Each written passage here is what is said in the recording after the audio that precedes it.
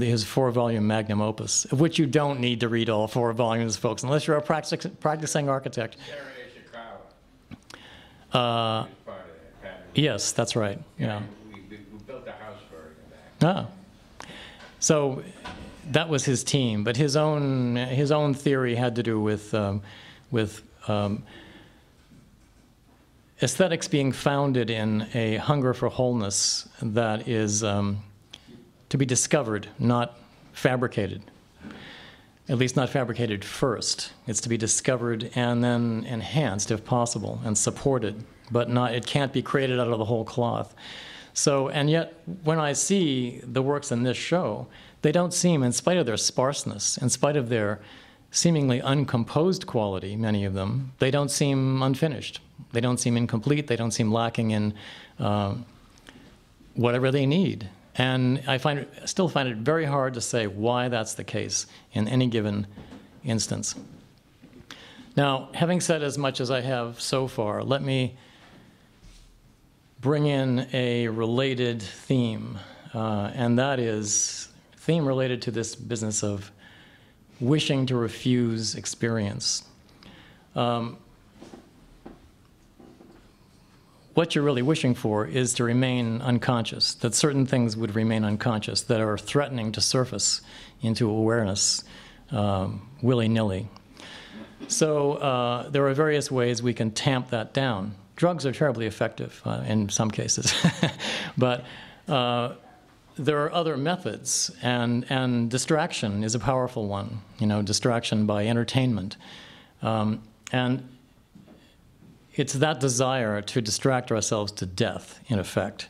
Because if you're distracting yourself out of life far enough, then you're distracting yourself to death, even if actual death doesn't result. So the point is that, I remember this remark that an American Zen adept once made, that it was a definition of death. And you don't hear many definitions of death. I don't, anyway. And I'm looking into this stuff all the time, so it's surprising I haven't run into more definitions of death. Actually, it was Philippe Capello, that's who it was, who said, to be dead is not to know you're alive. Very simple, actually. To be dead is not to know you're alive. So the actual dead, we presume, don't know they're alive, at least unless we're, believers in something transcendent. But we all know people, and in some cases we have been those people, who don't know they're alive either. So it's this kind of zombie consciousness, this zombie style of culture, which I find very threatening. And the provocation that these works make is to wake from that zombie cultural style. Now, I am going to read something to you. It won't take very long. It's not written by me at all. But I want to give a sense of what's being lost when you don't pay attention to what's going on with you. And, you hear this anxiety expressed in the field about how people don't spend enough time in front of artworks. They spend a couple of seconds and they walk on. And you say, well, that can't be right. The artist spends 2 years making an object and putting who knows what into it, and you spend 2 seconds to 12 seconds in front of it, receiving it in some sense. That can't be enough. Well, it's not only true that psychological studies have shown that it probably is enough in terms of actual nervous intake, but I want to read you a passage from Galen Strawson's Mental Reality. Not a page-turner, I have to say, in spite of its title, in spite of its tempting title, not a page-turner. It happens to be illustrated with this lovely Rembrandt drawing. It's one of the great drawings that exists, in my view. And Strawson is a British philosopher whom I happen to have met, actually. He's quite an engaging guy, in spite of how he sounds when I read this passage to you. This is the 2010 revision of a 1994 first edition. And it has a section in it called An Account of 4 Seconds of Thought. And when was the last time you saw that heading? I have never seen a heading that said an account of 4 seconds of thought or any number of seconds of thought. You know, no one would dare to attempt that. So I'm going to just read you part of this. It goes on for 2.5 pages. I'm going to give you a taste of it. Don't worry if you can't remember and follow what he's saying.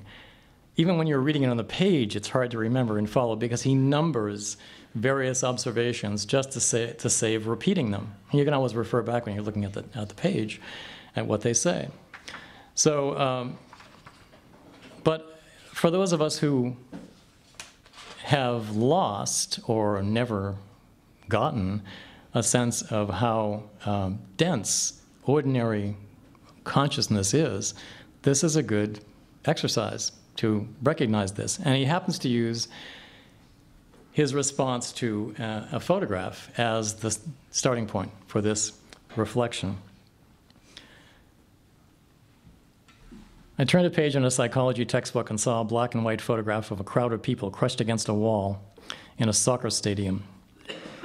Too fast for sub-vocalized words, my mind flashed with one thought: I'm glad it wasn't me. For a moment, this thought was completely self-concerned. At the same time, too, a grasp of the experience of the trapped people became present, which produced, 3, a strong feeling of sympathy. Concurrently, there was, 4, an impulse of contrition about the occurrence of 1. This blurred with 3 and was simultaneously genuine and apotropaic. And apotropaic means something you present, usually to the world or outside of yourself, which will fend off what you fear to experience or encounter. Almost immediately, 3 and 4 were jumped on, and 5 accused of insincerity, of being less than immediately spontaneous, and therefore under suspicion of having been dutifully produced in the wake of 1. Again, almost immediately, this was a familiar routine. There was 6, the thought that 3 and 4 were not really insincere at all, and that 1 occurred in thought in spite of 3, the more natural response. During this process, there had also come to be present 7, the idea that I somehow myself might have, or some agency in me makes me have, thoughts like 1, as a kind of regulatory dare to myself, and in order to keep alert in me a suspicion of myself that I think I ought to have, a suspicion of those of my thoughts that look naturally like good thoughts. And then immediately after 1 to 7, there was 8, a rapid higher order thought to the effect that the whole previous process of thought involved impulses of automatic involuntary superstition,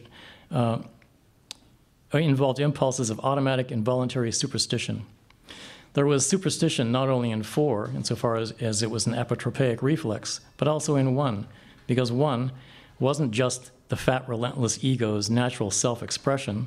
That's Arius Murdoch's expression, the fat, relentless ego. It was also, although it took place in an atheist, 9, a God-daring or a nemesis-daring thought impulse. That was its main source, even if a fat ego and the business recorded in 7 were also active. Moreover, 1 was partly driven by the impulse, let me see if I can think such a thought. Children may be particularly subject to that sort of impulse. And it goes on for another 2 pages like this, right? Stacking up, I forget what the highest number he reaches, it's something like 18, you know? And all of them explained in relation to the other ones. So your laughter is appropriate and welcome, because part of what I want to suggest is that our situation, our existential situation, and these ways of coping with it, including the suppression of this sort of self-awareness, if we were even capable of it, that's a fundamentally comic situation, okay? Tragicomic, if you like. I happened to meet Kiefer recently, by the way, and he described himself to me as a tragicomic artist. And, you know, critics have hit the tragic note of his work so often and so consistently that the comic is lost, he feels. And actually, once he said that and began to point out a couple of aspects of works that were present as we were speaking, I realized it's true. And the same could be said of Patrick Graham's work. It's susceptible to the same sort of, I guess you'd say, distortion or misplaced emphasis. You know, you can look at it at its visceral quality and feel its visceral impact to such an extent, because it is breaking through these habitual defenses, that you lose sight of its comic quality completely. But, you know, take a look at this painting again, this two-panel painting on the wall. It's an absurd construction. It's absolutely absurd. And yet it's completely absorbing once you start delving into it.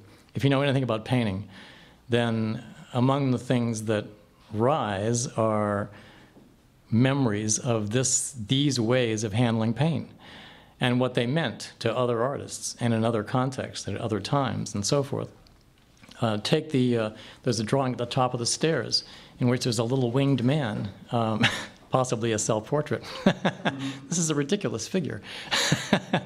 And it also makes reference, I think, to the Annunciation as a religious theme in painting. So there's a kind of mocking of the annunciatory angel by the artist himself, and the self-mockery that's taking place within that as well. Would he acknowledge this? I have no idea. I'd like to think he wouldn't deny it, because I think from reading what he's said about his own work in the catalog, that he knows there's much more going on here than he is or would want to be in conscious control of. So it's up to us to discover through ourselves and in ourselves what that surplus of non-conscious content might be. It might be many things.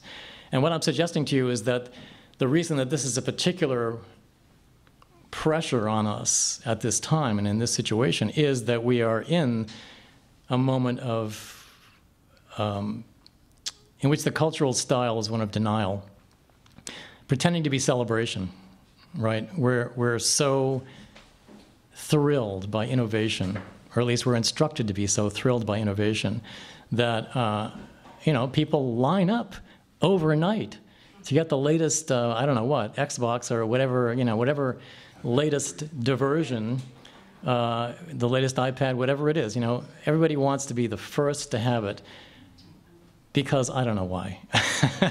I'm not one of those people, you know, what can I say? I'm the wrong generation, A, and B, I just don't care, you know. I mean, I have enough to preoccupy me with the evidence of my senses that I don't need these intangible layers of irreality piled on top of them. I don't want to be blinded by this stuff, or deafened by it. And that's what I see going on in a pandemic fashion. Blinding, willful self-blinding and self-deafening and self-numbing. Where does the self-numbing occur? Well, through the refusal of connection with other people. You know, one of the reasons people wear earbuds in public, and it makes me concerned for them, is because they don't want to be bothered with other people. They don't want to be interrupted. It raises the level of aggression necessary to interrupt them, you know? A casual interruption has to be a little more aggressive than it would be if you could just say, oh, pardon me, do you have the time or whatever, you know? You have to tap them on the shoulder. You have to wave in their faces, you know, to be sure that they're not completely absorbed by what's going in through these circuits. So this is making them more vulnerable. You know, if your attention is that divided on the street, you're in danger. I'm sorry, you know. And muggers know this. So should everyone, you know. It's just not a safe thing to do. You need your senses open when you're out there.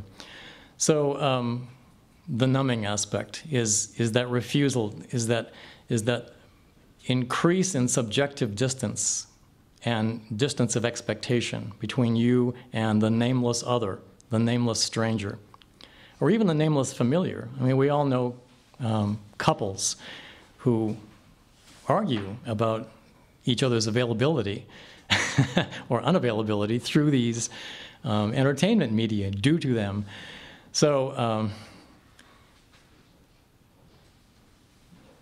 the other numbing aspect of this culture that I see, and it's relevant to Patrick Graham's work, I think, in a way that should be obvious, is this indulgence in fantasies of violence.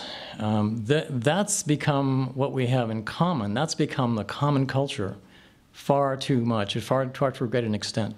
We all accept depicted violence at a level that's absolutely unconscionable if you think about it.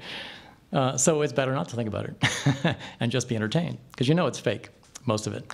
And then some real violence enters our lives. 9/11, of course, has become the signature of that type of event in a broad context, and everyone is shattered, you know, whether they witnessed it or knew someone involved or not, because it brings home partly the reality of violence, but it also brings home our distance from, our numbness to what we are feeding ourselves on culturally too often. So all of this has created a situation in which, or it's at least supported a situation in which we fear to look and we fear to listen. So I'm not trying to say, and wouldn't say, that Patrick Graham's work is trying to break through that inhibition or loss of skill or whatever you want to describe it as. I would say that it is trying to embolden us to look. You know, take this handy device again. I can't look too closely at it, not because it isn't turned on, there's no point, but that's also true, rest assured. But because I know that it contains coltan, for example, and that coltan is mined in Africa under appalling conditions where any hope of justice for the producers, the workers, the miners is a utopian dream, you know, not only for them, for us. And anything else, I mean, look anywhere you will, if you peel back the layers of actuality. I mean, again, the labor is, this has become public recently, the labor conditions of the Apple product producers have become an issue. That one of the reasons to offshore the work is because they've got slavery working over there. You know, they don't even have to call it wage slavery anymore because the wages are too low. So it doesn't even count as a wage in terms of our economy. So, but that's the capitalist dream, you know, is to be able to send production to wherever the labor is cheapest. And if it can be had for free, so much the better, you know. So we have the profit system helping us impose these inhibitions on ourselves and each other.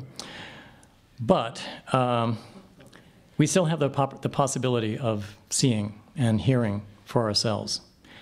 And I mean, just consider, I know you will all have had this experience, that it's become almost unbearable to look at anyone closely, a stranger, much less someone you care about, just to look at them, just to contemplate their vulnerability, their mortality, their presence, their uniqueness. It's become almost intolerable emotionally to do that. Therefore, you can't possibly look at the derelicts in the street because there is a beggar on every corner in San Francisco. I mean, it's, you know, part of the point of that from the internal psychologic of capitalism is they serve as warnings. Don't get out of line. This could be you. So, and, you know, some of them were us at some point in their lives. So this refusal to look and to see and to acknowledge is not without foundation, socially, economically, and psychologically. But it's something that in order to recuperate our own lives and the value we would like them to have, we have to cope with. We have to take it on as an issue. And Patrick Graham's work is among a small component of contemporary art, which I think offers to make us brave enough to look. And that's its offer, that's its gift. If we can deal with this, deal with these ambiguities and these uncertainties, and the collision of ugliness and gorgeousness in this work, which is everywhere you look, and tolerate the uninterpretability of it,